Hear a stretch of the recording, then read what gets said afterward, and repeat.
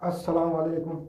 जोहर की नमाज के बाद फिर इंशाल्लाह हम ये शुरू कर रहे हैं, अपना चैप्टर का कंटिन्यू कर रहे हैं। इसको पार्ट 2 नाम देंगे क्यों, तो अभी इसमें बीच में गैप हो गया जोहर की नमाज के लिए। मैं जो अभी बता रहा था वो ये था कि कायनात की वसत के ऊपर हमारा डिस्कशन चल रहा था कि कायनात और ये जो खाली जगह है कितनी वसी है।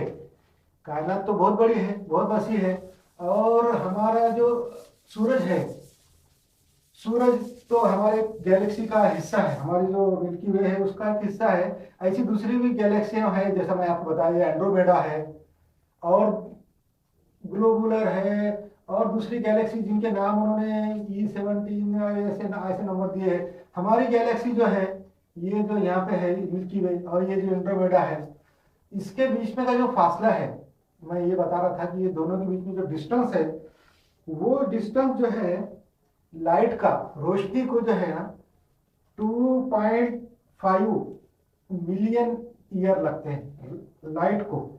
एंड्रोमेडा से अगर लाइट निकली, एंड्रोमेडा गैलेक्सी से लाइट निकली और हमारी गैलेक्सी तक पहुंची, हमारा सूरज तो यहाँ है, हम यहाँ से लाइट निकली और यहाँ पहुंची है, या यहाँ से हमने चमका है लाइट टार्च और एंड्रोमेडा के पास पहुंची, उसको जो है ना 2.5 मिलियन ईयर लगते हैं लाइट को।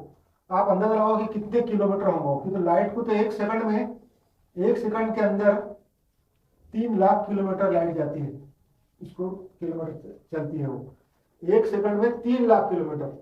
तो 2.5 मिलियन लाइट ईयर में ये कितने किलोमीटर चलेगी, करोड़ों अरबों खरबों, बस हम तो बस सोच भी नहीं सकते इतने किलोमीटर ये दूर है। फिर भी ये बोलते हैं ये सबसे करीब है। ये हमारे जो साइंटिस्ट जिन्होंने स्पेस का चेक करे, इन्होंने बोले कि एंड्रोमेडा से हमारी ये बहुत करीब है। दूसरे गैलेक्सी भी और है, और भी दूसरे गैलेक्सी है, करीब भी है, दूर भी, करोड़ों है, ये गैलेक्सी करोड़ों है और सबका साइज बहुत बड़ा बड़ा है। एंड्रोमेडा गैलेक्सी हमारी गैलेक्सी से बड़ी है। हमारी गैलेक्सी का जो आपको बताया मैंने कि खुतर है, वो तकरीबन 2 लाख लाइट ईयर है। हमारी लाइट को 2 लाख साल लगते हैं यहाँ से यहाँ तक पहुंचे, इतना है।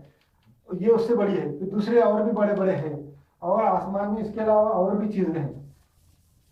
सूरज तो बहुत छोटा है, धूल का दर्रे जैसा है। और जो सूरज और जमीन, दूसरे सितारे, वो किस तरह चलते रहते हैं, वो उसका उसकी शक्ल में आपको बता रहा था कि ये सूरज है, उसके अतराफ जो है कुर्रे घूमते रहते हैं, उसका और बड़ा कुर्रे और बड़े कुर्रे, और ये सब सूरज के तरफ घूमते रहते हैं। इसको सिस्टम बोलते हैं, सोलार सिस्टम। ये जो हमारा सूरज है, इसको सोलार बोलते हैं, उसका सिस्टम है। सोलार सिस्टम की जैसे ही बाकी दूसरे सिस्टम में चलते रहते हैं आसमान में, हर तारे के अतराफ भी सिस्टम है। जितने भी तारे हैं, जितने भी सोलार सिस्टम जैसे है, उनके अतराफ भी घूमते रहते हैं। ऐसे हजारों करोड़ों लाखों सोलार सिस्टम आसमान में है, जिसके अतराफ सितारे घूमते रहते हैं। हाँ, वो घूमते क्यों है? वो ग्रेविटी की वजह से। अब ग्रेविटी क्या है? ग्रेविटी बहुत अजीब और गरीब चीज है, जिसके बारे में मैं आपको एक्सप्लेन करूंगा आइंदा चैप्टरों में भी, ये चैप्टरों में भी। अभी सबसे पहले आपको बताऊंगा रोशनी। ये जो नूर जिसको बोलते हैं अपन, लाइट, लाइट जो है ये भी एक किस्म का एक पावर है, एक जो है एनर्जी है। और ये अल्लाह का बहुत बड़ा करम है और एक बहुत बड़ा एहसान है कि लाइट हमारे पे है। अल्लाह की समझो ये एक बहुत बड़ी नेमत है। जो लाइट है वो अल्लाह की बहुत बड़ी नेमत है। लाइट अगर नहीं होती तो हमको कुछ भी नजर भी नहीं आ सकता था। रोशनी की रफ्तार भी आपको मैंने बता दिया कि रोशनी की जो रफ्तार है, speed of light, speed of light 1 second में 3 लाख किलोमीटर, इतना वो चलती है, इतना दूर जाती है 1 सेकंड के अंदर। और ये लाइट का जो है वो क्यों जाती है 1 सेकंड के अंदर 3 लाख किलोमीटर क्यों जाती है? ज्यादा क्यों नहीं जाती और उससे कम क्यों नहीं जाती? 3 लाख से 3.5 लाख किलोमीटर क्यों नहीं जाती, या 2.5 लाख किलोमीटर क्यों नहीं जाती? 1 सेकंड के अंदर वो 3 लाख किलोमीटर ही क्यों जाती है? इसके बारे में साइंटिस्ट जो है बहुत से लाजवाब भी है, बहुत से ऐसे गोल गोल जवाब भी देते हैं, मगर मैं इंशाल्लाह आपको सही जवाब उसका बताऊंगा। कहकशाओं के दरमियान फासले और कहकशा जो है उसके बारे में बताऊंगा, और भी चीजें बताऊंगा। ये लाइट के बारे में आपको बताने से पहले और ग्रेविटी के बारे में, कशिश सुखल, कशिश सुखल यानी ग्रेविटी। ये भी एक अल्लाह की नेमत है, उसके बारे में भी मैं बताऊंगा कि वो क्या है और कैसा काम करती है ग्रेविटी। और उसके बारे में जो दूसरी चीजें भी मैं आपको बताना चाहता हूँ कि तो कायनात का जिक्र, और ये जो मैं आपको वसत का जिक्र कर रहा था वो अभी खत्म नहीं होता, इतनी जल्दी खत्म नहीं हुआ, कि तो उसके अंदर और भी हैरत अंगेज चीजें हैं, ऐसी ऐसी हैरत अंगेज चीजें आसमान में है, ऐसे ऐसे तारे हैं और ऐसे ऐसे सितारे हैं और ऐसे ऐसे आसमान के अंदर कुर्रे और जमीन है। उसके अंदर जो है जो चीजें मौजूद है, धातें मौजूद हैं उसके अंदर मटेरियल मौजूद है, उसके अंदर जो है तो कीमती चीजें मौजूद है, हीरे जवाहरात मौजूद है, वो उसके बने हुए हैं, उसमें मेटल है, उसमें जो है तो चीजें केमिकल, हवाएं, वहाँ की गैसेस, वहाँ के एसिड, वो ऐसी ऐसी चीजें मौजूद है, वो करोड़ों गुना ज्यादा है। और ये जो पूरा मटेरियल है पूरे कायनात में बहुत ज्यादा है, बहुत ज्यादा मटेरियल है, और वो कायनात में मादे मौजूद है, और वो कहाँ कहाँ से आए और वो कैसे कैसे कैसे बन रहे और उनकी रफ्तार क्या है। हमारा जो रॉकेट है, हम जो रॉकेट बनाएंगे, समझो ये जमीन पे से अगर वो जा रहा है कहीं पे, उसकी एक लिमिट है, उसकी स्पीड की जो है तो एक लिमिट है कि वो कितनी स्पीड में चल सकता है। रोशनी की रफ्तार से नहीं चल सकता, एक बहुत तेज रफ्तार से चलता है। तो वो जो रॉकेट है तो उसकी जो रफ्तार है वो कम है। और इसके लिए मैं आपको बताया कि वो कुरान शरीफ में भी आयत है कि जिन और इंसान, अल्लाह ताला बोल रहा है कि आप तुम लोग हमको हरा नहीं सकते, यहाँ से भाग के जमीन से निकल के या आसमान में से निकल के तुम हमको हरा नहीं सकते। ये है सूरह अंकबूत की 22 नंबर की आयत है, उसके अंदर भी है। और जो सितारों के अंदर जो लोहा है, धाते हैं, उसके बारे में भी मैं आगे करके बताऊंगा आपको कि जो लोहा जो है वो जमीन के अंदर नहीं बना हुआ है, अपनी जो अर्थ है उसमें लोहा नहीं बना, बल्कि लोहा दूसरे सितारों में बना। और दूसरे सितारों में कैसा बना वो भी आपको मैंने थोड़ा सा उसका जिक्र कर दिया कि दूसरा दूसरा सितारा जो है सूरज के जैसा वो बहुत बड़ा है, और उसके अंदर ग्रेविटी की वजह से उसके मादों को दबाता है, इसके जो प्रेशर उसके अंदर इतना ज़्यादा पड़ जाता कि वो जो लाइट एलिमेंट है, हेलियम है, हाइड्रोजन है, कार्बन है और नाइट्रोजन है, उनको दबाते रहता प्रेशर के साथ। और बहुत ज़्यादा दबाने की वजह से प्रेशर भी पड़ता उसके ऊपर और उसके ऊपर टेम्परेचर भी पड़ता, और जिसकी वजह से वो एलिमेंट एक दूसरे में तब्दील होते रहते, एक से ज़्यादा दूसरा, एक से ज़्यादा दूसरा बन जाता, लोहा बन जाता। एक लिमिट है कि वो छोटे से जो मॉडरेट सितारे हैं जो बहुत ज़्यादा बड़े नहीं हैं उसके अंदर वो लोहे तक ही बनता है।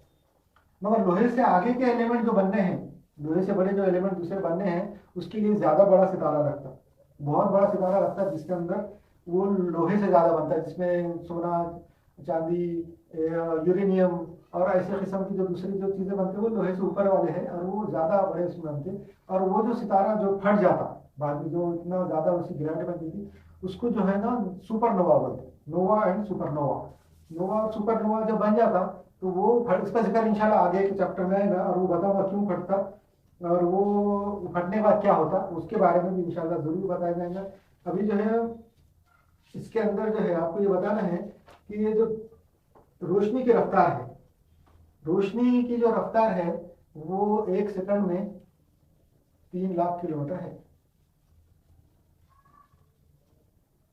अब जो बड़े लोग हैं जो साइंस पढ़े हैं तो वो सोच सकते हैं कि ये इससे ज्यादा रफ्तार क्यों नहीं, इससे कम भी क्यों नहीं है।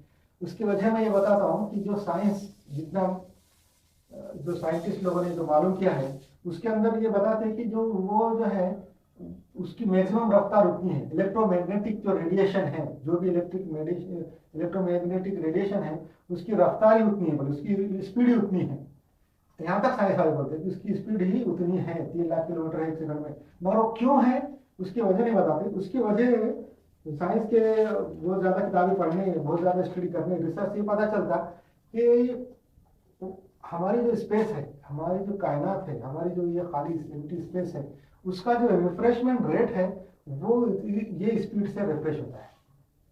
जैसा कि ये जिसको ये बोलते हैं, जैसा इलेक्ट्रॉनिक के अंदर जो प्रोग्रामेबल लॉजिकल कंट्रोल रहता है, पीएलसी एक लॉजिकल कंट्रोल रहता है जो मशीनें के पार्ट्स को और पुर्जों को, उसके मशीनरी को कंट्रोल करता। तो उसके अंदर एक प्रोग्राम रहता कुछ इनपुट रहते, कुछ आउटपुट रहते। जब वो इनपुट का मतलब है उसमें जो इंफॉर्मेशन पहुंचना, उसके अंदर डाटा या इंफॉर्मेशन पहुंचाया जाता है कि ये बटन बंद है, ये बटन बंद है, ये सेंसर बंद है, ये चालू है, ये सेंसर चालू हुआ। ये जो डाटा पहुंचा पीएलसी के अंदर पहुंचाते, ये कंप्यूटर का प्रोग्राम रहता, एक पार्ट रहता, वो अपने मालूमात जमा करता, और उस मालूमात के हिसाब से हमने क्या बनाया, कैसा करना, वो उसके अंदर से अपने अहकामात बाहर निकाल के रहता कि अहकामात भेजते रहता।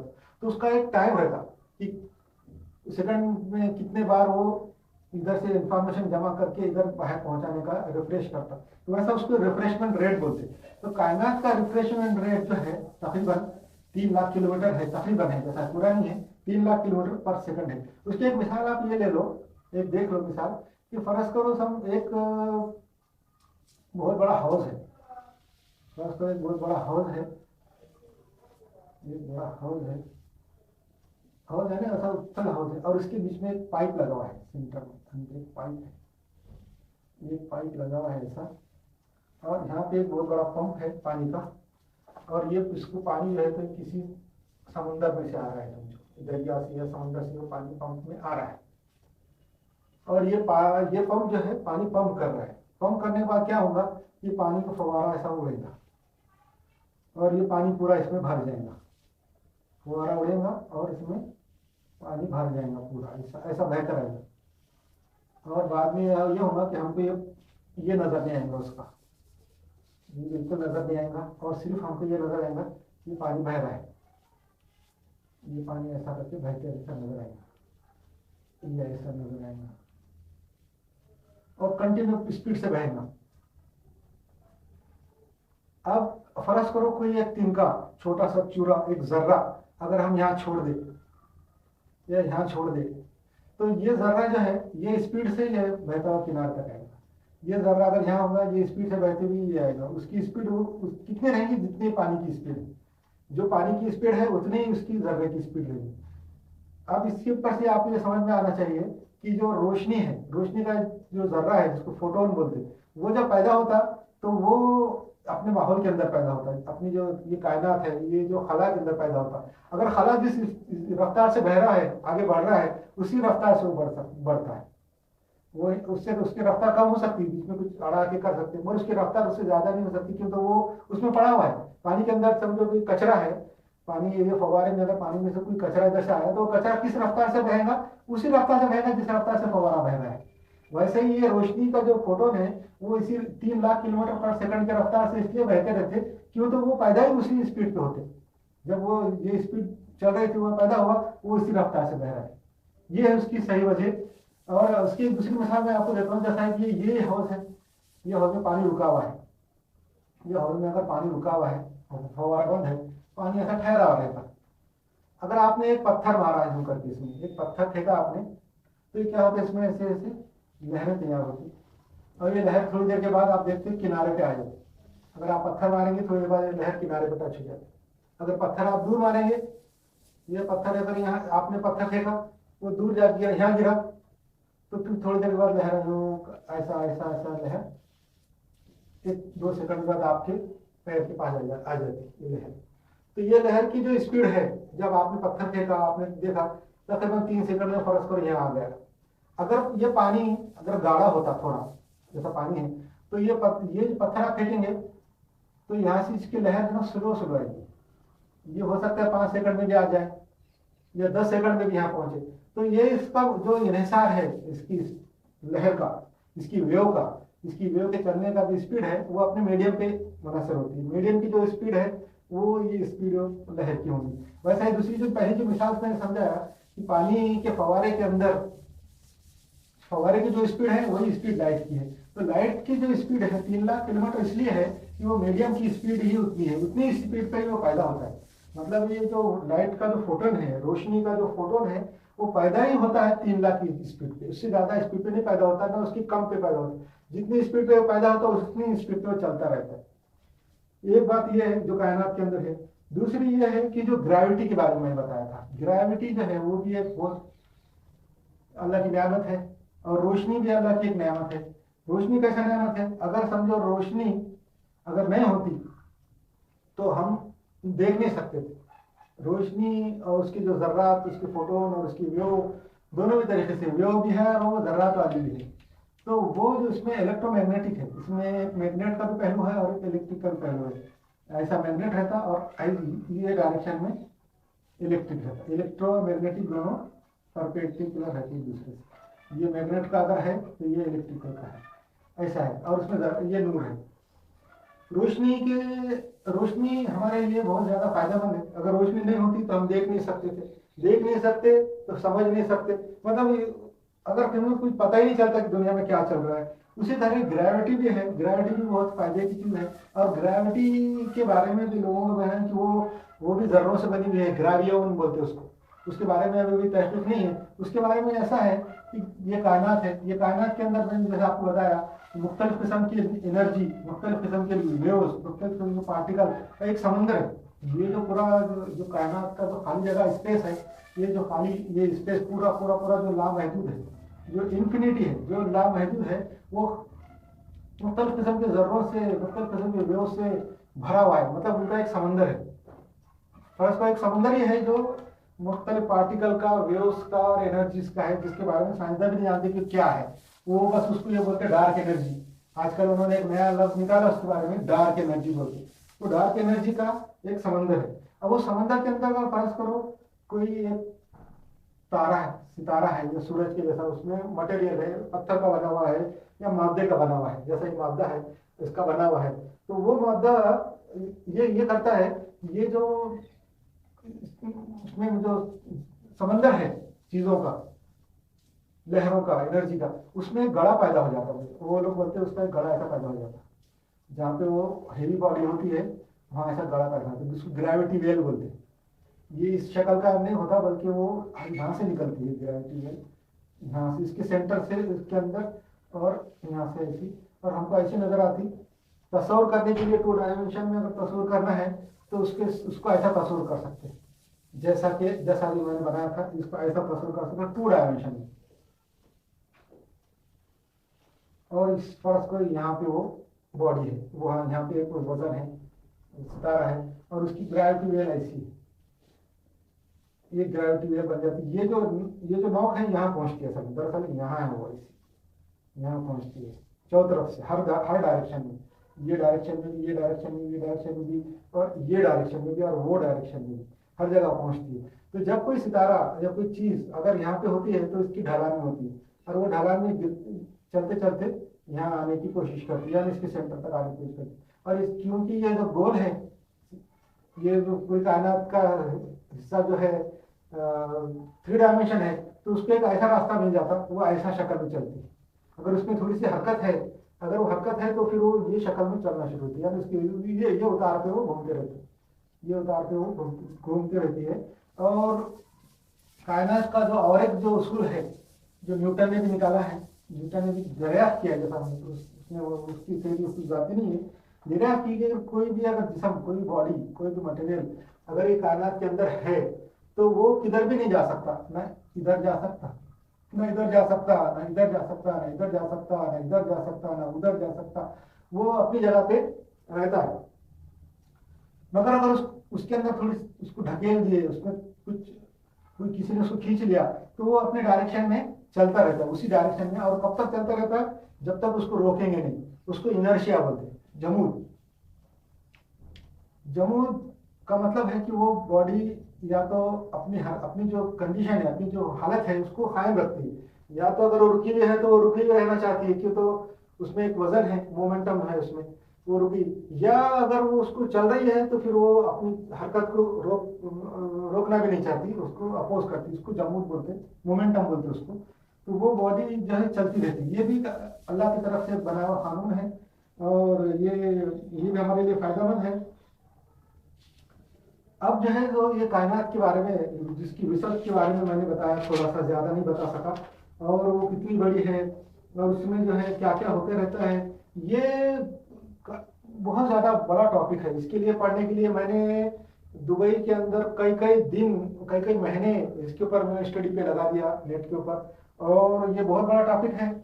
कितनी वसत है, क्या क्या सितारे हैं, कौन कौन से उसमें ताकतें हैं, वो सब मैंने बहुत स्टडी करके बताया आपको, तो मैं उसका 1% भी नहीं बता सका, इतना ज़्यादा बड़ा है। खाली ये बताना चाहता हूँ कि अब ये कायनात के अंदर जो ये है, और जो ये दरियाफ्त था, ये सितारे हैं, ये सूरज है, ये सब जब जब मॉडर्न साइंस ने, ये जब साइंस, इससे पहले तो साइंस पहले ज़माने में मुसलमानों ने दरियाफ्त की, मगर उसके बाद जब यूरोपियन कौमों ने इल्म हासिल किया, ताकत हासिल की, कुव्वत हासिल की, और हुकूमत उनकी पूरी दुनिया में आ गई, तो वो साइंस उनके पास चले गई, साइंस का वो इल्म हासिल करने लगे और साइंस के बारे में तहकीक करने लगे। और उनके जो लोग थे उन्होंने सोचा और शक किया, जैसे इस्लाम, इंसान की जो फितरत है, कुरान शरीफ में भी बताया कि इंसान शक्की है, शक करके उन्होंने इसके बारे में सोचा कि कहाँ से आया।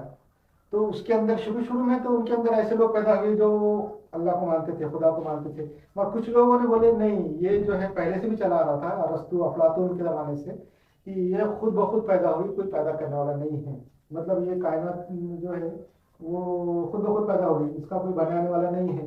तो फिर वो बनाने वाला नहीं है तो उसके ऊपर भी बहस चली, उनके अंदर भी बड़े बड़े थिंकर्स और सोचने वाले, मंतख वाले और लॉजिक वाले लोग थे, वो उसके ऊपर बराबर ये करते रहे, बहस करते रहे कि कहाँ कहाँ से। तो कुछ लोगों ने थ्योरी ये पेश की कि ये कायनात खुद ब खुद पैदा हुई, कि पूरा जो कला है, ये जो मटेरियल है, ये बड़े बड़े सितारे हैं, कई कई बिलियन, जिसके बारे में बताया मैंने कि 1 बिलियन गिनने के वास्ते एक आदमी को 1 बिलियन के अगर नोट गिनना है 31.5 साल लगते, बगैर खाए पिए के, बगैर किसी काम करे के, बगैर जरूरियात को जाए के, कंटिन्यू 24 घंटे बैठेगा तो 24 घंटे बैठ के 31.5 साल बैठना पड़ता है जब 1 बिलियन गिनता। वैसे करोड़ों अरबों बिलियन ट्रिलियन ट्रिलियन कायनात में मौजूद है चीजें, मटेरियल, बॉडी, ताकतें, एनर्जी, वो सारी कहाँ से आई। ये बारे में शायद तो हैरान है, जो सही सोचने वाले हैं, जो सही तरह से सोचते, वो तो हैरान हो जाते ये बात सुन के कि ये कायनात खुद ब खुद आ गई, कोई ने नहीं बनाया है इसको, ये हमेशा से है।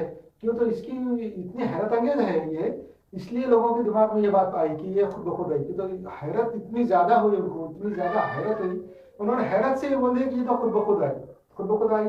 कुछ लोग उनके अंदर थेरियां पेश की उन्होंने कि कायनात कैसा पैदा हुई, कुछ ने बोले कि ये खुद ब खुद आई, कुछ ने बोला कि कायनात के अंदर जो है, जो एनर्जी है, एनर्जी के पार्टिकल है, और जो उसमें जो वेव्स है वो आपस में इंटरेक्ट करते रहते, और कभी कभी कोई पार्टिकल वजूद में आ जाता, और वो पार्टिकल जो है उसके साथ दूसरा पार्टिकल भी रहता। अब वो पार्टिकल की अगर ताकत, एनर्जी इतनी ज्यादा हो गई कि वो बच सकता तो वो बच जाता, नहीं तो फिर वो अपने आप को 1 सेकंड के कई लाखवें हिस्से के अंदर ही खत्म कर देता, वजूद में आते खत्म हो जाते, वजूद में आते खत्म हो जाते खुद ब खुद। मगर कोई पार्टिकल की ताकत इतनी बढ़ जाती कि वो बच जाता। ऐसा करते करते वो पार्टिकल इतने बारीक रहते कि माइक्रोस्कोप से भी देखना मुमकिन नहीं है, एटम से भी छोटे रहते। और आजकल तो साइंसदानों ने एटम के अंदर से भी सब एटॉमिक पार्टिकल इतने बारीक बारीक दरियाफ्त कर लिए, न्यूट्रॉन, प्रोटॉन, इलेक्ट्रॉन तो थे ही थे, उसके बाद प्रियॉन है और बोसोन है, और कौन कौन से पार्टिकल इतने इतने निकाले उन्होंने, तकरीबन 10 12 15 पार्टिकल, 22 पार्टिकल की भी मैं सुना कि पढ़ा है कि वो लिस्ट है, जो सब एटॉमिक पार्टिकल है, जो ये जो वेव है कायनात के अंदर, जो वेव है एनर्जी है, उनकी गीठों से बन जाती। कभी एक एनर्जी की अगर गीट पड़ गई, ये अगर एनर्जी ऐसे वेव चल रही है, गीट पड़ गई, तो वो गीट जो है कॉन्सेंट्रेट होकर एक पार्टिकल बन जाती। वो पार्टिकल जो है वो सब जमा होके, जमा होने होने होने से एक वो मटेरियल बन जाता है, एक मादा बन जाता। एक मादा बन गया तो उसका एक इलेक्ट्रॉन बन जाता है या प्रोटॉन बन जाता, बाद में फिर दूसरा मादा जमा हुआ तो उसके खरीद आके एक एटम बन जाता। ऐसा ऐसा करते करते जो है कायनात में मटेरियल जमा हुआ और ये बड़े बड़े सितारे बने, ये साइंसदानों को बोलना है। इसमें से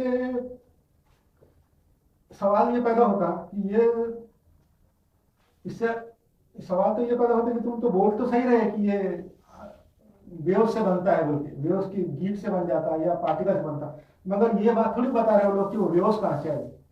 वेव्स का आने का सवाल तो बाकी है, वेव्स तो थी बोल के वो बनाना, तो फिर वेव कहाँ से आई है, वेव उसके बारे में फिर साइंसदान कुछ नहीं बोलते, बस यहाँ तक ही बोलते कि वो इससे बना और ऐसा हुआ ऐसा हुआ। मगर वो हम ये पूछते हैं जब वो कहाँ से आया पहले वाली चीज, तो उसके बारे में वो लाजवाब है। थेरिया कुछ उन्होंने पेश किए हैं, बड़ी बड़ी जो थ्योरी है कायनात के बनने की, उसमें से एक बिग बैंग थ्योरी है, बिग बैंग मतलब बिग बैंग थ्योरी, ये कायनात की और हमारी बनने की है। उसके बाद स्ट्रिंग थ्योरी है, स्ट्रिंग थ्योरी भी है, ये भी कायनात के बनने के बारे में है। दूसरी जो छोटी थ्योरी हैं जो हमारी कायनात की जो चीजें हैं उनकी जो फिजिक्स है उसकी एक्सप्लेन करती है, वो थ्योरी ऑफ रिलेटिविटी है, रिलेटिविटी थ्योरी है। और एक मॉडर्न थ्योरी उसके बाद निकली, वो है क्वांटम थ्योरी है, क्वांटम थ्योरी। ये सब थी, ये जो दो थ्योरियां हैं वो खाली एक्सप्लेन करती है हमारे अंदर की चीजों की। ये दो थ्योरियां जो है ये कायनात की तख्लीक के बारे में बताती, मगर ये नहीं बताती, ये भी यहाँ से शुरू करती है एनर्जी से, कि एनर्जी थी, पार्टिकल था, वो जमा हुआ और बना, मगर वो कहाँ से आया वो ये दोनों थ्योरी नहीं बताती। और ये दो थ्योरियां खाली इसके अंदर की जो मैकेनिज्म है उसको एक्सप्लेन करती रहती। ये तो मैं इसके बारे में डिटेल भी आपको बता सकता हूँ, और लेक्चर्स के अंदर जैसा जैसा वक्त मिलेगा वैसा वैसा होगा। तो और कुछ फायदा उन्होंने ये बताया है, ये जो ये लोग बोलते हैं कि कायनात खुद ब खुद तैयार हो गई, तो ये बोलते हैं कि ये इत्तेफाक से बना, इत्तेफाक से ये चीज बनी। इत्तेफाक है ना, चांस, चांस की वजह से बन गई। ये चांस हुआ और बन गया, एक मटेरियल आया कहीं से, वो फिर दूसरा आया, फिर बना और ये चल।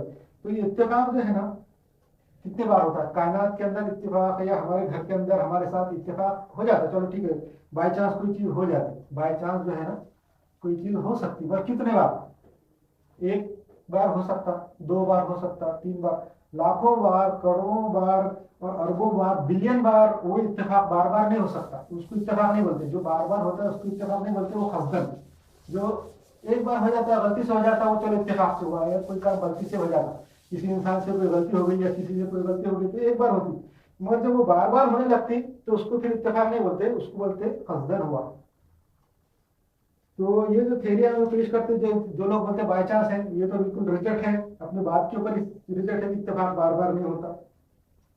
दूसरी एक थ्योरी है जो अपने जो कायनात के अंदर होने वाले रिएक्शन और उसके अंदर मैकेनिज्म को एक्सप्लेन करती, वो है थ्योरी ऑफ एवोल्यूशन। एवोल्यूशन की जो थ्योरी है, एवोल्यूशन की जो थ्योरी है वो चार्लेस डार्विन ने पेश किया, मगर उस चार्लेस डार्विन से भी 1000 साल पहले मुस्लिम साइंसदान था ईरानी, इब्न मस्कोया, इन्होंने पेश किया था, इब्न मस्कोया ने, चार्लेस डार्विन से भी तकरीबन 900 साल पहले। एक थ्योरी ऑफ एवोल्यूशन की है, वो थ्योरी जो है उसके अंदर थोड़ा सा रद्दोबदल है। थ्योरी ऑफ एवोल्यूशन का अंदर मतलब ये नहीं है कि इंसान बंदर से पैदा हो गया, वो उसके अंदर कुछ बातें सही है, कुछ बातें गलत है। इब्न मस्कोया ने ये बंदर वाली बात नहीं पेश की, डार्विन ने उसके अंदर बंदर का इजाफा किया। मगर उसके बारे में बताऊंगा भाई कि थ्योरी ऑफ ये जो एवोल्यूशन भी हुआ वो डार्विन का कुछ खुद की थ्योरी नहीं है, डार्विन ने खाली दरियाफ्त किया। जैसे न्यूटन के जो लॉ है मोशन के, न्यूटन जो साइंसदान था उसने ग्रेविटी के लॉ मालूम किया था कि सितारा कैसा घूमती है, इसकी डिस्टेंस क्या होता है, इसका वजन क्या होता है, उसका मोमेंटम क्या। तो वो जो न्यूटन की जो थ्योरी थी वो न्यूटन की खुद की थ्योरी नहीं है ना, उसकी कोई प्रॉपर्टी है ना, उसने इजाद किया, उसने खाली वो थ्योरी दरियाफ्त किया कि कैसा। वैसा डार्विन ने भी एवोल्यूशन की थ्योरी दरियाफ्त की हुआ है, उसके बारे में भी मैं बताऊंगा कि एवोल्यूशन जो है वो गाइडेड है, उसको अल्लाह ताला ने गाइड करके चलाया है। वो आगे आगे चल के बताएंगे कि किस तरह गाइड किया। और इत्तेफाक के बारे में तो बता दिया मैंने कि इत्तेफाक बार बार नहीं हो सकता। इत्तेफाक जो है जो बार बार जब हो जाता तो वो फिर इत्तेफाक नहीं रहता। अब आपको एक मिसाल देना चाहता हूं मैं कि जो थ्योरी ऑफ एवोल्यूशन के अंदर जो डार्विन ने पेश किया, थ्योरी ऑफ एवोल्यूशन के अंदर डार्विन ने ये बताया कि पहले कोई एक चीज थी सिंपल सी, वो उसको जो है जिंदा रहने के लिए या करने के लिए कोई चीज अगर कारामद नजर आई तो उसने उसको अपना लिया। फिर वो थोड़ा अपनाने के बाद फिर चेंज हो गई, थोड़ी सी चेंज होने के बाद फिर वो और अच्छी हो गई, थोड़ी सी और अच्छी होने के बाद और एक चीज उसको अपने फायदे की नजर आई, उसको उसने अपना लिया। ये थ्योरी जो अपनाने का प्रोसेस है उसको क्या बोलते हैं, उसको इसको ये बोलते हैं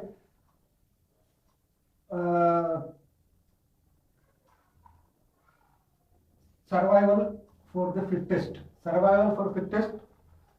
और जो फिट रहता, जो अपने आपस में अपनी जिंदगी रहने का फिट हो जाता, तो वो उसके लिए सर्वाइवल हो जाता।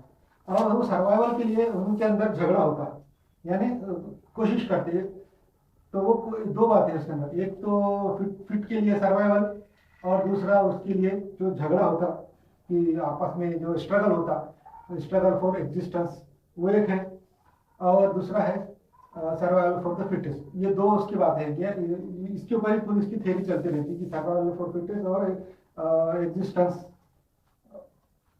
फॉर द फिटेस्ट और सर्वाइवल एग्जिस्टेंस, ऐसा।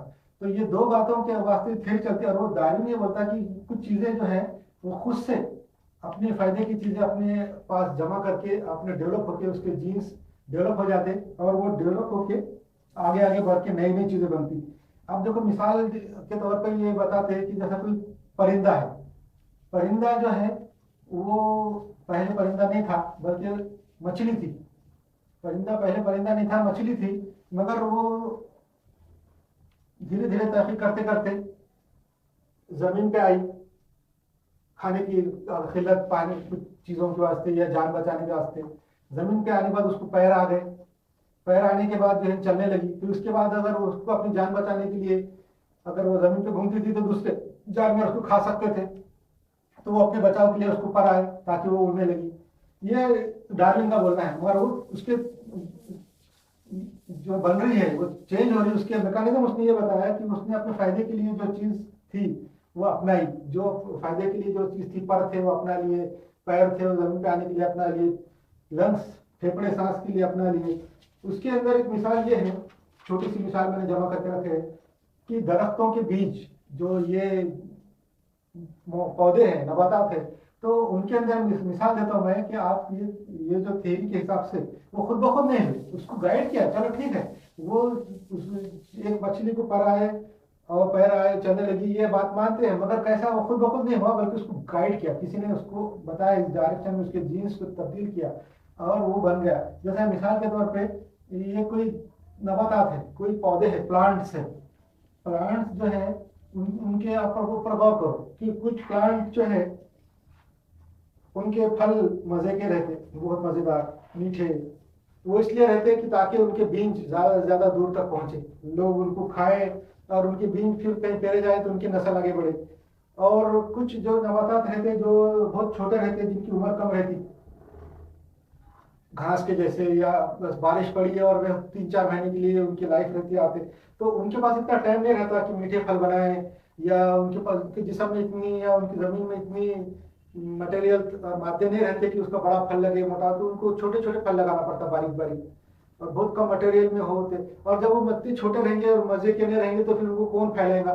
तो उन्होंने भी अपने अपने डिफरेंट टेक्निक अपना ली। थ्योरी ऑफ एवोल्यूशन के हिसाब से वो समझते कि वो टेक्निक ऐसी अपना ली उन्होंने कि ताकि वो दूर तक फैले। या बड़े जो दरख्त है आम के या फ्रूट के, सेब के, तो अपने मीठे फलों की वजह से उन्होंने तो अपनी जमीन के अंदर कई कई साल तक रहते, कई कई 100 साल तक भी झाड़ रहते, और जमीन के अंदर दूर दूर तक उनकी जड़ें जाती और फिर वो ग़िज़ा हासिल करते। और उनके फलों में और उनके फूलों में कलर भी रहते, मज़ा भी रहता फलों में।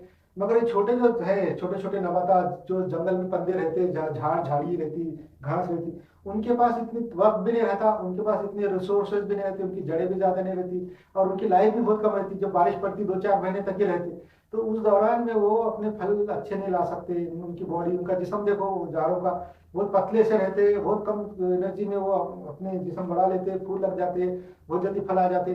अब वो अपनी बका के लिए क्या क्या टेक्निक इस्तेमाल, बहुत टेक्निक है। मिसाल के तौर पे आपके लिए रखा मैंने कि डार्विन के मुताबिक कि एक जो प्लांट है वो उसके बीज वो चाहता है कि वो तो बहुत कम दिनों के लिए, 3 महीने के लिए, 4 महीने के लिए उसकी लाइफ है। वो चाहता है कि उसके बीज, ये छोटा सा प्लांट है, इसके बीज कई किलोमीटर जाए और वहां पे वो पेड़ के फिर वहां झाड़ है, फिर दूसरे किलोमीटर जाए, ऐसे पूरी दुनिया में कहीं भी फैल जाए। तो उसके लिए जो है वो डिफरेंट टेक्निक का इस्तेमाल करते, अलग अलग टेक्निक है। एक जो छोटा सा पौधा है वो अपना बीज ऐसा बना लेता है, छोटा सा बीज रहता है, उसको उसके कांटे रहते, छोटे छोटे कांटे रहते हैं, उसमें हुक रहते हैं।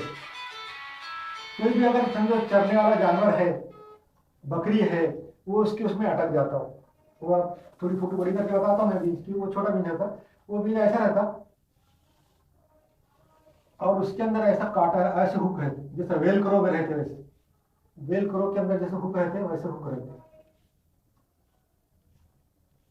ऐसे हुक रहते। अब कोई बकरी अगर वहां चर रही है, कोई जानवर है या कोई गाय है, कोई गधा है, वहां चर रहा है, घास खा रहा है, तो उसके बालों में ही अटक जाते ये।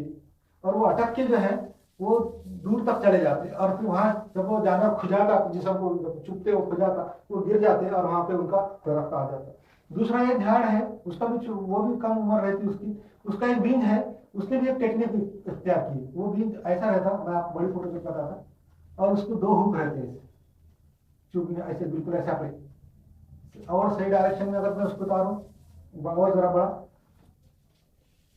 ऐसा बीज रहता, एकदम हल्का रहता वो, बिल्कुल अंदर से उसमें होल रहते, और यहाँ पे दो हुक रहते, ये दो हुक ऐसे रहते, और भी गोल रहते ऐसे। ये इसलिए कि कोई जानवर वहां चल रहा है, खा रहा है, तो उसके जिसम में अटक जाता हो और वो अटक के चले जाते। ये क्या कहते हैं, वो भी दूर तक जाके, क्योंकि इसके अंदर ये दरख्त के भी बीज मजे के नहीं रहते, और हल्का रहता, और उसके बाद ताकत भी ज्यादा नहीं रहती, और एनर्जी भी नहीं, बहुत कम टाइम के लिए वो पैदा होता है। तो उसके उन्होंने ये टेक्निक लिखता है, उसके लिए मैंने दो नमूने आपके लिए रखा है दिखाने के लिए। ये देखिए नमूना, ये नमूना है वो बीज का, ये वो पहला वाला है जो अटक जाता जिसम में, जानवरों के बालों पे अटक जाता, और ये दूसरा वाला ये है, ये दो हुक वाला, आपको नजर आएगा अच्छे तरीके से। ये जंगल में आसानी से मिल जाते, ये तो बहुत आम है। तो ये दो किस्म के नबातात हैं जो अपने पर, और ऐसे लाखों करोड़ों नबातात हैं जिनके बीज और जिसके जिस्म के अंदर ऐसे और कुछ हैं जिन्होंने अपनी हिफाजत के वास्ते, ये आप जो दूसरे जानवर ना खाएं, बकरी ना खाएं, तो उनके पत्तों में कड़वापन, कड़वे मादे, अल्कलॉइड जिसको बोलते हैं, वो पैदा हो जाता है। ऐसे कड़वे रहते कि बकरियां नहीं खाती। कुछ नबातात ऐसे रहते उनमें कांटे रहते, ऐसे कांटे रहते कि वो चुभते रहते नोकदार, तो वो भी जानवर उससे बचते। तो ये सारी बातें देख के ये अंदाजा होता कि ये सब झाड़, ये नबातात, ये इन्होंने खुद ब खुद नहीं हासिल किए। ये इनके अंदर इतनी न समझ है, ना उनको ये मालूम है किसी नबातात को, किसी झाड़ को, ये कि एक बकरी रहेंगी, उसके जिस्म पे बाल रहेंगे, या एक मेंढा मेंढा रहेगा, शीप, उसकी जिस्म पे घुंघरे वाले बाल रहेंगे, वो चरने के वास्ते आएगा, यहाँ पे घास भी रहेंगी, फिर उसके बाल में अटक जाएगा, फिर उन्हें जाके वहाँ खुजाएगा, फिर खुजाने के बाद वो यहाँ गिरेगा, वहाँ पे खाद रहेंगी कि तो जानवर, वो उनके भी फुसला भी गिरेगा, वो जानवर जहाँ खाते पीते गोबर ये वो, फिर वहाँ पे अच्छी किस्म की फर्टिलाइजर बन जाएगा, फिर वो बीज वहाँ गिरेगा, तो फिर वो उगेगा। ये सब बातें ये प्लांट ने सोचे नहीं, और सोच के इस किस्म का हुक नहीं बनाया उन्होंने, इस किस्म के कांटे नहीं बनाए, इस किस्म के अंदर अपने आप जिसम में जहर नहीं पैदा किए। ये पैदा अगर वो करके सोच के करते तो इंसान तो पिछले हजारों लाखों साल से सोच रहा है। ये झाड़ है जिसके अंदर तो कोई दिमाग नहीं है, कोई सोचने का कोई अकल नहीं है, तो उन्होंने सोच के कांटे पैदा कर दिए और इस किस्म के हुक पैदा कर ली। इंसान के अंदर तो अकल है, दिमाग है, पिछले हजारों साल से इंसान जो है उड़ने के बारे में सोच रहा है कि मैं उड़ जाता तो अच्छा होता, जानवरों से बच जाता, उड़ के एक दरख्त से दूसरी दरख्त चले जाता था। मगर अभी तक इंसान को पर नहीं आए, कितने लाख साल से इंसान दुनिया में है, पर नहीं आए। मगर ये नबातात जो है एक कम मुद्दत के अंदर ये इन्होंने इतने सब चीजें डेवलप कर लिए। फूल है, आप फूलों को देखो तो पता चलता कितने किस्म के रंगीन फूल है, हर किस्म के कलर के फूल है, खुशबू है। खुशबू करके आते हैं कीड़ों को अट्रैक्ट करने के लिए, ताकि उसके अंदर पॉलिनेशन हो और उनके बीज बने और फल बने। अलग अलग रंगीन फूल है। अब और एक चीज देखो आप, इसमें खूबसूरती इतनी बनाई हुई रहती, दिन में जो फूल खुलते हैं वो कलरफुल रहते, हर कलर के फूल रहते दिन में, मगर रात में जो फूल खुलते वो सिर्फ सफेद कलर के रहते। उसकी वजह क्या है कि रात में लाइट ज्यादा नहीं रहती, अंधेरा रहता, खाली चांद का रोशनी रहती है या तारों की थोड़ी सी रोशनी अंधेरे में आती। जंगल में आप चले जाएंगे जहाँ पे कोई रोशनी नहीं है, कोई सिटी नहीं है, खाली आप खुला आसमान है और चांद भी नहीं निकला हुआ है, तो सिर्फ तारों की रोशनी इतनी काफी रहती कि सफेद फूल बिल्कुल नजर आए थे। जो उड़ने वाले कीड़े हैं, शहद के मक्खियां हैं या दूसरे कीड़े जो पोलिनेशन करते, उनको सफेद सफेद डॉट नजर आ जाते। और दूसरी बात ये खास बात है कि रात में जो फूल आते हैं उनमें खुशबू रहती, अगर वो नजर ना भी आए तो खुशबू से कीड़े अट्रैक्ट हो जाते। देखो ये भी कमाल है, एवोल्यूशन के अंदर ये तैयार खुद ब खुद नहीं हो सकता, खुशबू पैदा हो जाना। कि फूल को क्या मालूम कि खुशबू पैदा करते कीड़े अट्रैक्ट होंगे। कीड़ा भी एक किस्म का जानवर है, ये सोचा है झाड़ने की, कीड़ा भी एक किस्म का छोटा सा जानवर है जिसको खुशबू पसंद है और वो आएगा। या जो ऐसे जानवर है जिनको फूल के अंदर से अंदर की मिठास पसंद है, जो शहद चूसने के वास्ते आएंगे, तो उसकी ये सब सोच के नहीं बनाया, बल्कि ये किसी ने गाइड किया और ये बना। और ये जो एवोल्यूशन हुआ दुनिया के जमीन के ऊपर, जमीन की जो तारीख है, जमीन के ऊपर जो हिस्ट्री है, टाइम है, वो इतना करोड़ों अरबों खरबों साल तक ये नहीं हुआ, बल्कि जमीन की जो पैदाइश है वो साइंसदान बताते हैं कि 4 साढ़े 4 बिलियन साल के अंदर ही ये सब हुआ है। और ये जो एवोल्यूशन और लाइफ बनी है वो तो बहुत बाद में बनी हुई है। 4 बिलियन साल पहले जमीन तो अगर बनी होंगी, ये सूरज बना होगा, मगर उसके ऊपर जमीन के ऊपर जो लाइफ पैदा हुई वो तो बिल्कुल अभी लेटेस्ट में है, बहुत कम, कई बस कुछ मिलियन साल पहले बनी। और उतने मिलियन साल के अंदर इतने सब डेवलपमेंट हो जाना और वो मादे से जिंदगी पैदा होना और एक बैक्टीरिया से इतने बड़े बड़े जानवर और दरख्त और हर किस्म की लाइफ बन जाना और उसके अंदर हर किस्म की चीजें तैयार होना, ये नामुमकिन है। ये खाली एक अटकल लगाते रहते, मगर ये मुमकिन कब हो सकता, जब वो गाइडेड है, किसी ने उसको गाइड किया, जीन्स को उसके चेंज किया। और जीन्स जो है और उसके अंदर क्रोमोसोम है वो भी बहुत हैरत अंगेज चीज है। क्रोमोसोम के अंदर इतनी इंफॉर्मेशन है जो आज हमारे पास किसी भी डाटा के कंप्यूटर जमा करने वाली चिप्स के अंदर इतने जीबी और इतने टेराबाइट की भी डाटा हम जमा नहीं कर सकते, जितना डाटा इतने छोटे से जीन्स के अंदर और क्रोमोसोम में रहता है जो आंखों से नजर भी नहीं आता। ये सब बातें जो है और भी एक्सप्लेन करेंगे अपने दूसरे सबक के दौरान, या सब चलते हुए और भी इसके अंदर होता जाएगा। कायनात, ये जो कायनात, ये सब बताने का मकसद ये है, आपको ये बताना चाह रहा था मैं कि ये जो कायनात है, ये जो पूरी कायनात बनी है, ये इसकी साइज है, उसकी वसअत है, इसकी लंबाई चौड़ाई है, इसमें जो मटेरियल और मादे मौजूद है, ये सब जो है खुद ब खुद नहीं है। ये जो है ना, आजकल भी कुछ साइंसदान हैं, कुछ है साइंटिस्ट यूरोप में भी जो ये अभी मानना शुरू कर दिए हुए हैं, पहले से भी मानते हो कि ये जो कायनात है वो उसको किसी ने पैदा किया। वो मान, पहले तो कुछ साइंसदान, अभी भी कुछ साइंसदान है, साइंटिस्ट है, वो मानते क्या इसको बनाने वाला कोई है। कुछ ऐसे हैं अथेइज्म जिसको बोलते हैं, कुफर, इल्हाद, अथेइज्म यानी जो गॉड को नहीं मानते। अथेइज्म वाले भी हैं जो बोलते हैं कि नहीं है। मगर कुछ अभी लेटेस्ट जो साइंसदान ये सब बातें देख के, ये सब इतने गौर करके, कॉस्मोलॉजी और नई नई टेक्निक इस पे गौर करके ये नतीजे पे पहुंचे कि किसी ने उसको बनाया, तो वो किस्म के लोगों क्या बोलते हैं, डेइज्म। डेइज्म बोल के एक है, ये लोग क्या मानते हैं कि ये किसी ने बनाया है, किसी ने बनाया और बाद में वो गायब हो गया, अब नहीं है बोलते हो, बस किसी ने कायनात को बनाया और उसके आगे फिर वो भूल गया, चले गया, गायब हो गया। ये पार्टी, ये एक किस्म के डेइज्म है, ये लोग हैं। फिर कुछ लोग ऐसे हैं कायनात में जो जानने वाले, जो मैंने स्टडी की है, उसको पानथेइज्म बोलते हैं, पानथेइज्म। ये मानने वाले क्या है, ये क्या मानते कि ये जो पूरी कायनात है, ये जो पूरा खला है, ये जो स्पेस है जो मैंने बताया इतना बड़ा है, लामहदूद है, इनफिनाइट है, वो बोलते कि ये खुदा है, ये कायनात खुद ही खुदा है, ये ही खुद खुदा है कायनात, और उसका उसी ने बनाया है। कुछ लोग ऐसे हैं ये बोलते नहीं, खुदा अलग है और ये कायनात अलग है, उनको बोलते हैं पानेनथेइज्म।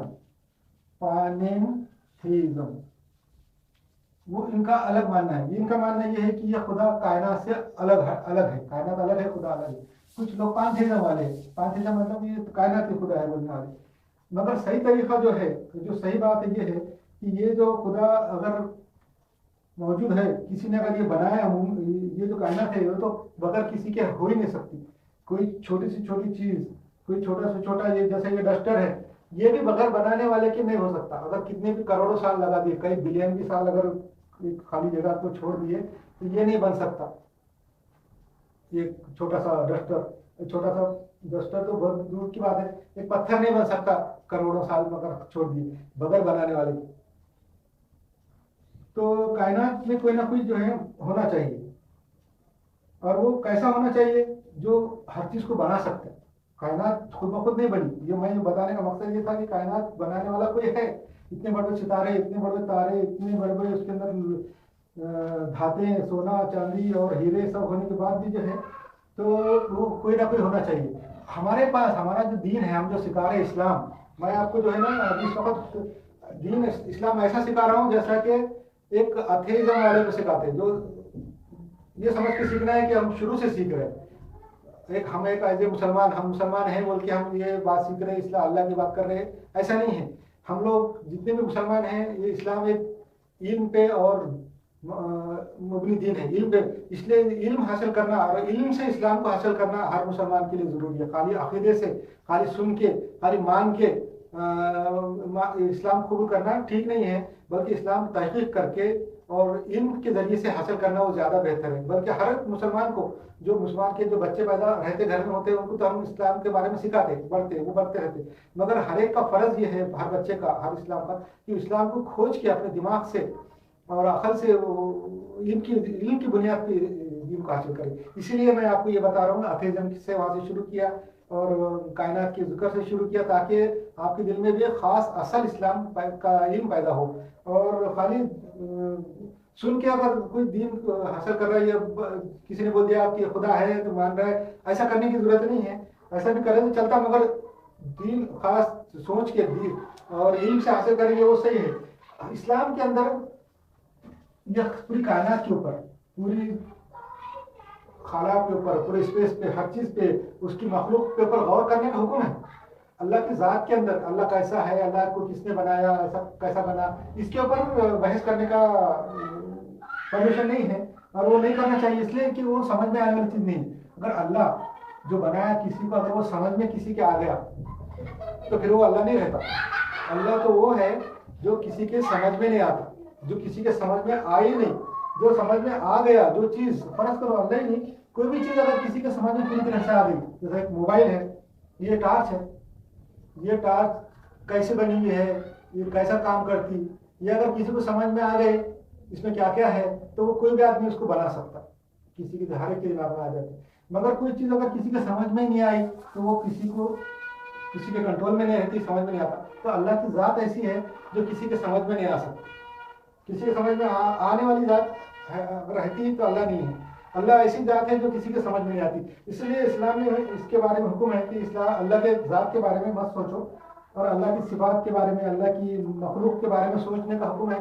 कुरान शरीफ के अंदर जगह जगह आयतें हैं, जगह जगह मुसलमानों को ये बताया गया है कि कायनात के अंदर जो है निशानियां हमने रखी है, खास क्या क्या अल्लाह को पहचानने के लिए। अल्लाह है कायनात में, अल्लाह ने किसी ने बनाया है। अल्लाह तो एक, अल्लाह जो लफ्ज है वो गॉड के लिए है। अल्लाह कोई एक खास मुसलमानों का रब है, ये ऐसा नहीं है। अल्लाह का मतलब है कोई बनाने वाला, जो गॉड है, जिसको इसमें गॉड बोलते हैं अंग्रेजी में, वो कोई फिक्स लफ्ज नहीं है कि हम अल्लाह बोले तो खाली मुसलमानों का ही है, वैसा नहीं है। अल्लाह का मतलब है गॉड, और इसका मतलब है जिस कोई बनाने वाला, पूरी कायनात को जो बनाने वाला है वो अल्लाह है।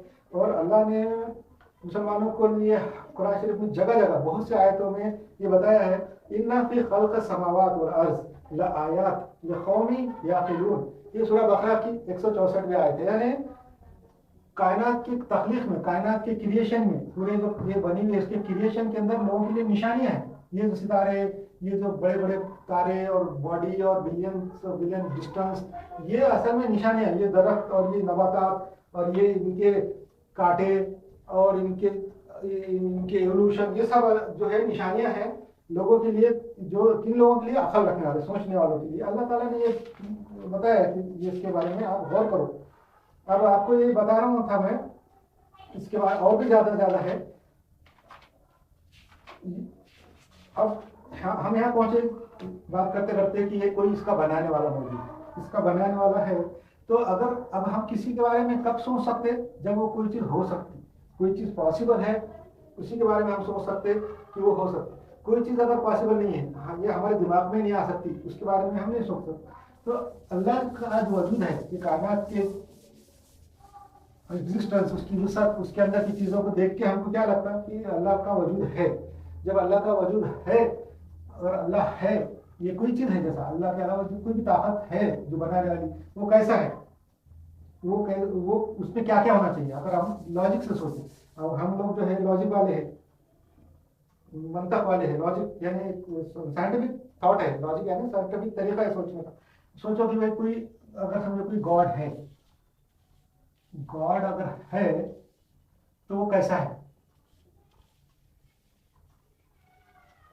अगर अल्लाह है तो उसमें क्या क्या होना चाहिए, क्या क्या सिफत होना चाहिए, क्या क्या क्वालिटीज उसके अंदर होना चाहिए। अल्लाह के अंदर क्या क्या क्वालिटीज होना चाहिए, जो इतनी बड़ी कायनात है, इतनी बड़ी है, जिसकी लंबाई चौड़ाई हमको मालूम नहीं है, लामहदूद है, इन्फिनाइट है, लामहदूद है ये कायनात। तो इतनी बड़ी लामहदूद कायनात, इसमें इतने बड़े बड़े ताकतें, इतनी बड़ी क़ुव्वतें, इतनी बड़ी बड़ी एनर्जी, इतने बड़े बड़े मटेरियल और इतनी हैरत अंगेज चीज़ें इसमें है। और हम दुनिया में ही देखो, हमारे पास जो मशीनरी है, हमारे पास जो रॉकेट है, हमारे पास मोबाइल है, हमारे पास इलेक्ट्रॉनिक है, कितने हैरत अंगेज चीज़ें, कितनी हैरत अंगेज चीज़ें, इतने हैरत अंगेज चीज़ें जो हमारे पास मौजूद है, बड़े बड़े बुलडोजर, बड़े बड़े मशीनरी, बड़े बड़े रॉकेट, बड़े बड़े केमिकल, एटम बम, ये हमारे पास है। हमको हैरत है ये इतनी छोटी जगह में है, जमीन या कायनात के सामने धूल भी नहीं है।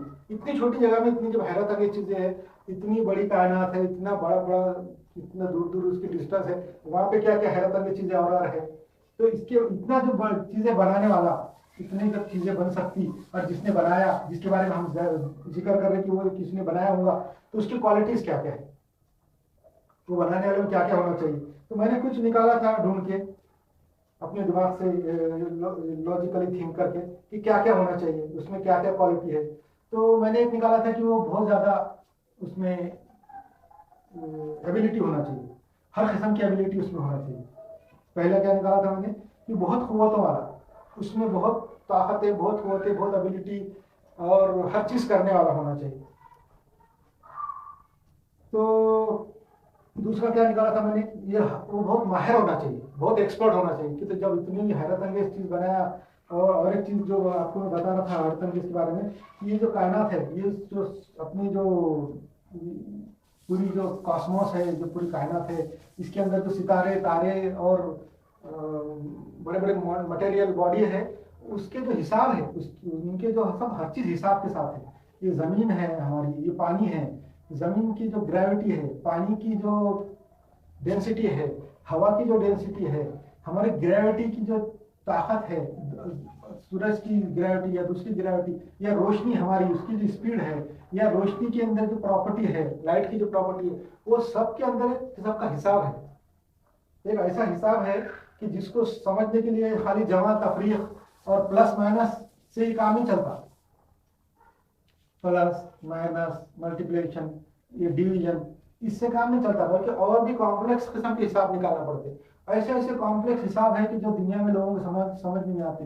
ये जो है इंटीग्रेशन है, और ये डेरिवेशन है, और जो है लाप्लास ट्रांसफॉर्मेशन है, फूरियर सीरीज है, और भी किस्म किस्म किस्म किस्म की जो है तो लिमिट्स है, और जो है तो लॉग है, और एक्सपोनेंशियल है। ऐसे ऐसे हिसाब है, ऐसे ऐसे थ्योरी हिसाब के अंदर निकाले हुए हैं, और इतनी मुश्किल है कि लोगों को समझना मुश्किल है। बड़े बड़े अक्लमंद, बहुत बड़े दिमाग वाले, बहुत बड़े मैथमेटिशियन जो रहते, उनके लिए भी इतना हिसाब समझना मुश्किल है। इतने हिसाब है इसके अंदर, ऐसे ऐसे मैथमेटिक्स है कायनात में। ये सब खुद ब खुद तो नहीं आए, और ये मैथमेटिक्स जो है कहाँ से आए। और हमारी जो ज़मीन और हमारी हवा, हमारा पानी, ये हवा, रोशनी, उसकी जो उसके अंदर जो हिसाब है, वो इतने फायदेमंद है इंसान की दुनिया में पैदाइश के लिए, कि अगर वो ज़रा सा भी अगर उसमें हिसाब में फ़र्क होता, या ज़मीन की ग्रेविटी में ज़रा सा भी फ़र्क होता, या हवा की जो डेंसिटी में या पानी की डेंसिटी में ज़रा सा भी फ़र्क होता, तो दुनिया में लाइफ नहीं हो सकती, इंसान पैदा ही नहीं हो सकता था। और ये सारी चीज़ें जो है, ये सब वो जो अपनी जो बात चली थी कि जो चीज़ें बनाया जिसने, वो उसमें बहुत ज़्यादा ताकत होना चाहिए, बहुत कुव्वत वाला। नंबर 2, उसके अंदर जो है वो बहुत माहिर होना चाहिए, बहुत एक्सपर्ट होना चाहिए, कि जब इतना हिसाब वो जानता है, इतना बना सकता है, तो वो एक्सपर्ट होता, हर चीज़ बनाने वाला। वो नंबर 3 जो है ना, वो बहुत ज़्यादा इल्म वाला भी होना चाहिए, बहुत ज़्यादा उसको इल्म है तो ही वो बना सकता है। नंबर 4, वो जो है ना हर चीज़ पर कादिर होना चाहिए, हर चीज़ मतलब एवरीथिंग, हर चीज़ करने वाला, अलमाइटी, हर चीज़ करने वाला होना चाहिए। नंबर 5 क्या निकाला था मैंने, बहुत ज़्यादा बड़ा होना चाहिए। वो जो है ना बहुत बड़ा होना चाहिए, यानी वो इन्फिनिटी होना चाहिए, उससे बड़ा कोई होना ही नहीं चाहिए। इन्फिनिटी, वो बहुत बड़ा होना चाहिए, इतना बड़ा, इतना बड़ा, इतना बड़ा। इन्फिनिट का मतलब है लामहदूद, वो बहुत बड़ा होना चाहिए। उसको इतना बड़ा होना जरूरी है कि तो ये कायनात इतनी बड़ी है, इन्फिनाइट है, तो वो बहुत बड़ा होना चाहिए, उससे बड़ा होना चाहिए। जब वो इतना बड़ा है, वो इन्फिनाइट है, तो इसका मतलब है कि इन्फिनिटी, मैं आपको पहले बताया, एक ही हो सकती है, 2 इन्फिनाइट चीजें नहीं हो सकती। कोई चीज समझे, फर्ज को एक बात मान लिया अपन ने, ये बात मान लिया कि भाई ये चीज जो है, ये एक इन्फिनाइट चीज है, इन्फिनाइट है, यानी लामहदूद है। तो अब एक ही लामहदूद रहेगा, अगर दूसरा लामहदूद नहीं हो सकता। अगर तो ये एक लामहदूद है, बोले दूसरा भी एक लामहदूद है, इसका मतलब ये पहला वाला लामहदूद नहीं है, क्योंकि जब ये लामहदूद है तो इसके लिए जगह नहीं है, अगर जब ये लामहदूद है तो इसके लिए जगह नहीं है। इसका मतलब इन्फिनाइट एक ही हो सकता, इसका मतलब अल्लाह ताला अगर बहुत बड़ा है और इन्फिनाइट है, इसका मतलब वो एक है। ये साबित हो गया लॉजिक से, मंतक से, कि अल्लाह ताला एक है, दूसरे के लिए जगह ही नहीं है, दूसरे के लिए जगह है ही नहीं, इसलिए वो एक ही है। अब छठा क्या है कि वो हमेशा जिंदा होना चाहिए, कभी उसको मौत नहीं आने वाली चाहिए। अगर वो मौत अगर उसको आ रही है तो फिर वो अल्लाह नहीं हो सकता, क्योंकि तो वो मर रहा है, इसका मतलब वो हर चीज पे छठा जो है वो हमेशा जिंदा होना चाहिए, हय्यू या क़य्यूम, हय्युल क़य्यूम होना चाहिए। और नंबर 7 क्या है, वो हर चीज को बार बार दोबारा बना सकने वाला चाहिए, मतलब वो इतना पावरफुल है, वो इसी से आ रहा है कि वो फिर से बना सकना, हर चीज पे कादिर है, हर चीज कर सकता है, बहुत पावरफुल है, बहुत ताकत वाला है, बहुत इल्म वाला है, तो इसका मतलब वो फिर से वो काम कर सकता है, वो बार बार वो कर सकने वाला होना चाहिए। जब ये बात साबित हो गई कि वो बहुत पावरफुल है और हर चीज कर सकता है, बहुत रिसोर्सफुल है, उसके बाद हर चीज है करने के लिए, बहुत रिसोर्सफुल है, इन्फाइनाइट रिसोर्सफुल है, तो वो इसका मतलब वो बार बार बना सकता। एक बार बनाया तो ऐसा नहीं उसका मटेरियल खत्म हो गया या ताकत खत्म हो गई, इसका मतलब वो बार बार बना सकता। जब वो बार बार बना सकता, इसका मतलब बार बार बनाएगा। इससे ये बात साबित हुई कि हम लोग इंसान पूरी दुनिया में कायनात अगर मर जाए तो उनको दोबारा पैदा कर सकता। ये इससे साबित हुआ कि जिंदगी बादल मौत, अल्लाह ताला दोबारा जिंदा करेगा, इस पे वो कादिर है। वो इससे साबित होता कि वो उसके बाद हर चीज है और हर कर सकता, क्योंकि तो इतना बड़ा है और इतनी बड़ी कायनात उसने बनाया है, इतनी लामहदूद कायनात उसने बनाया है, तो वो बार बार भी कर सकता। उसके बाद उसका जो है ना कोई सानी ना हो, दूसरा ना हो, ये तो इसकी इंफिनिटी से साबित हो गया। जब वो इन्फिनाइट है तो उसका मतलब दूसरा नहीं है ना, इससे ये अल्लाह की वहदत साबित हुई, तौहीद जिसको बोलते हैं, ये साबित हुई कि अल्लाह एक है, इन्फिनाइट है, इसका मतलब दूसरा हो ही नहीं सकता।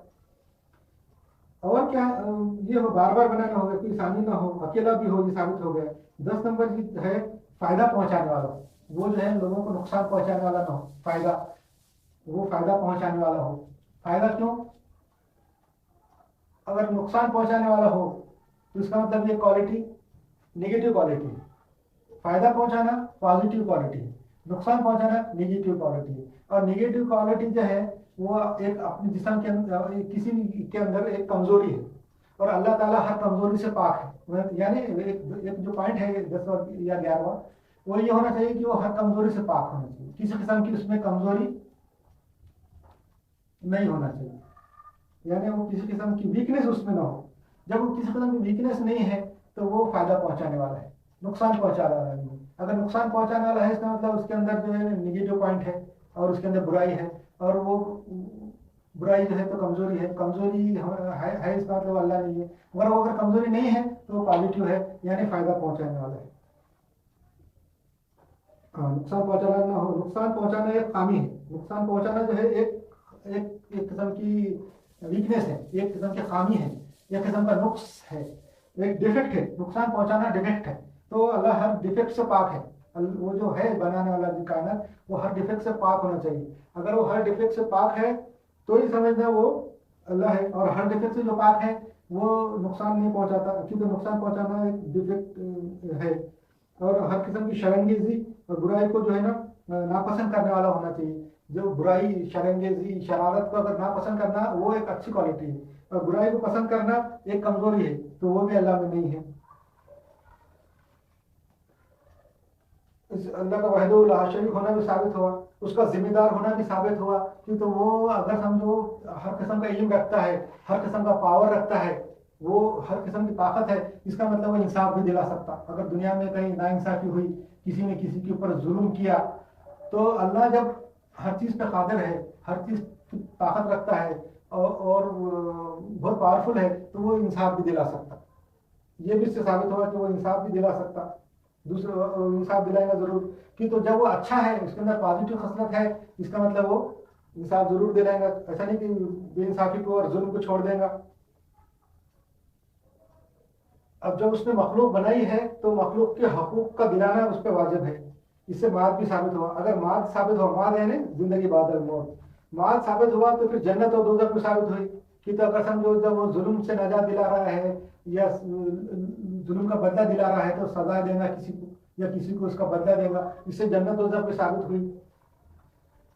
फिर जन्नत दोजख साबित हुई। इससे आगे ये साबित होता है कि अगर जात मखलूक के हुकूक की जिम्मेदार है और मखलूक को बदला दिला सकती है तो फिर जात का सही हिदायत देने वाला और जिम्मेदार होना भी साबित होता है। फिर से मैं एक बार ये पढ़ लेता हूँ कि वो जो क्वालिटीज है हमारी, जो हमने जो क्वालिटी जो निकाली है जो कायनात की बनाने वाले की, तो बहुत सारी क्वालिटीज है। तो वो क्वालिटी के बारे में मैं आपको फिर से एक बार इसमें पढ़ लेता हूँ कि हमने जो लॉजिक के से थिंक किया है, लॉजिकली थिंकिंग करके जो चीज़ निकाली है वो उसमें ये है कि जो अल्लाह है बनाने वाला, उसमें क्या क्या होना चाहिए? बहुत कुव्वतों वाला होना चाहिए, बहुत ज़्यादा उसमें एनर्जी, ताकत और हर किस्म की एबिलिटी उसमें होना चाहिए। बहुत माहिर होना चाहिए, बहुत एक्सपर्ट होना चाहिए, बहुत ज़्यादा एक्सपर्ट होना चाहिए। नंबर 3, उसमें बहुत ज़्यादा इल्म वाला होना चाहिए कि इतनी बड़ी कायनात बना, इतना हिसाब जानता है, इतना कॉम्प्लिकेटेड हिसाब है कि पूरे पूरे जो मैथमेटिशियन और साइंसदानों ने अपनी पूरी पूरी लाइफ गुजार दी, बल्कि कई कई साइंसदानों ने मिलकर अपनी लाइफ गुजार दी है, तो हिसाब का एक थ्योरम उन्होंने बनाया। तो मगर वो अल्लाह ताला के पास वो थ्योरम करोड़ों साल पहले से मौजूद है, ये लोगों ने तभी निकाला। तो इसका मतलब बहुत ज़्यादा इल्म वाला भी होना चाहिए, हर चीज़ पर कादिर होना चाहिए, हर चीज़ कर सकने वाला होना चाहिए, बहुत ज़्यादा बड़ा होना चाहिए, बहुत ज़्यादा इन्फिनाइट होना चाहिए। ये अगर वो इन्फिनाइट है तो फिर दूसरे इन्फिनिटी की या दूसरी किसी चीज़ की गुंजाइश नहीं रहती। इसका मतलब वो साबित हुआ अकेला है। बार बार बनाने पे कादिर होना चाहिए, कुल्ले शैन खदीर, हर चीज़ पे वो कादिर हो ला, और वो जिंदा होना चाहिए हमेशा, उसमें मौत ना हो। मौत एक निगेटिव क्वालिटी है और निगेटिव क्वालिटी उसमें नहीं हो सकती कि तो वो बहुत बड़ा है और बहुत ताकतवर, हर चीज़ पे कादिर है। नुक्स है, जो नुक्स से वो पाक है। फ़ायदा पहुंचाने वाला होना चाहिए, नुकसान पहुंचाना एक खामी है। शर्मंदगी और बुराई को पसंद करना एक अयब है। अल्लाह का अल्लाह का अयूब से आरी होना लाजमी है। अल्लाह के अंदर किसी किस्म का अयब और डिफेक्ट नहीं होना चाहिए, नहीं हो सकता। कोई सानी ना हो, ये भी एक खूबी है। इससे अल्लाह का वहदहू ला शरीक होना साबित हुआ। उसका जिम्मेदार होना, क्योंकि वो वही है और कोई दूसरा नहीं है। जिम्मेदार होना कैसे साबित होता कि सिर्फ अल्लाह ही है, अब दूसरा कोई है ही नहीं, तो उसका जिम्मेदार होना कि तो मखलूक बनाई है और दूसरा कोई है भी नहीं उनका वाली वारिस, तो फिर अल्लाह के ऊपर जिम्मेदारी है कि फिर वो मखलूक के उसको गाइड करे, उसके सजा दे, उसको जजा दे, उसके इनाम दे, उसके साथ इंसाफ करे। तो जब दूसरा कोई है ही नहीं, खुद ही ने बनाया, तो फिर वो उनको अकेला नहीं छोड़ सकता, ये अल्लाह की जिम्मेदारी है। इससे ये साबित हुआ कि वो जन्नत दोज़ख है और लोगों का हिसाब किताब होगा और आखिरत साबित होती है। और इससे ये भी साबित होता है कि वो गाइड करने के लिए दुनिया में लोगों को गाइड भी करेगा। तो जो पैगंबर भेजेंगे या किताबें भेजेंगे ऊपर से, वो भी इससे साबित होता है, खाली मंतक से, कोई साइंस के बहुत दूर जाने की और बहुत मुश्किल थ्योरम से नहीं, बल्कि एक सादी सी मंतक, सादी सी लॉजिक से ये साबित होता है। होता है कि अगर ज़ात मखलूक के हुकूक की जिम्मेदार है और मखलूक को बदला दिला सकती है तो फिर उस ज़ात का सही हिदायत देने का जिम्मेदार भी होना साबित होता है। क्योंकि सही रहनुमाई दिए बगैर आप सज़ा नहीं दे सकते, सही रहनुमाई दिए बगैर आप सज़ा भी नहीं दे सकते। इसलिए साबित हुआ कि आप गाइड भी कर सकते हैं, गाइड करना भी आपके ऊपर साबित हुआ कि तो अगर आप बगैर गाइड करेंगे सज़ा देंगे तो फिर सामने वाले के पास चांस रहता बोलेंगे कि मेरे को तो सही बताया ही नहीं तरीका। तो सही बताना भी इससे साबित हुआ, गाइड करना और पैगंबरों का और किताबों का आना भी इससे साबित हुआ। इससे साबित होता है कि वो अकेला मजहब इस्लाम है जो ये बातें बताता है। अब ये कौन सा मजहब बताता है ये सारी बातें कि अल्लाह ताला एक है, बहुत बड़ा है, गाइड भी करता है, पैगंबर भेजे हैं, आखिरत भी है, हिसाब किताब भी करेगा, जन्नत दोज़ख भी करेगा, जुल्म और अच्छाई का इंसाफ भी करेगा। ये सिर्फ इस्लाम बताता है, बाकी मजहब के अंदर मिलावट है। अगर वो बताते तो ऊपर के मजहब है, अल्लाह ताला की तरफ से आए हुए मज़ाहिब है 2-4 जो ये बात बताते हैं, मगर उसमें मिलावट है। मगर अभी जो मजहब है जिसके अंदर कोई मिलावट नहीं है तो वो सिर्फ इस्लाम है। इस्लाम रहनुमाई, इस्लाम ने जो है बार बार रहनुमाई दी है। अच्छा, इससे और एक भी पॉइंट है 12 नंबर, इस जात का किसी का दुश्मन नहीं होना, ये भी एक उसकी क्वालिटी है कि तो दुश्मन होना भी जो है ना एक नेगेटिव ये है, और इसका मतलब राइवल है। अगर वो समझ किसी का दुश्मन है, वो ऐसी जात होना चाहिए जो किसी का दुश्मन ना हो। दुश्मन होना किसी का, इसका कोई दुश्मन होना ये साबित करता है कि उसका कोई राइवल है। जब अल्लाह इन्फिनाइट है, उसका कोई राइवल नहीं है, तो फिर उसका मतलब वो किसी का दुश्मन नहीं है, वो सबका फायदामंद है। ये इतनी बातें मैं आज बताया। इंशाल्लाह अगला जो चैप्टर रहेगा तो वो इसके अंदर खुदा का तस्वुर, उसका वजूद और इसके बारे में जो पिछले चैप्टर के अंदर कुछ भूल गए या कुछ छूट गया उसके बारे में भी बहस होगी इंशाल्लाह।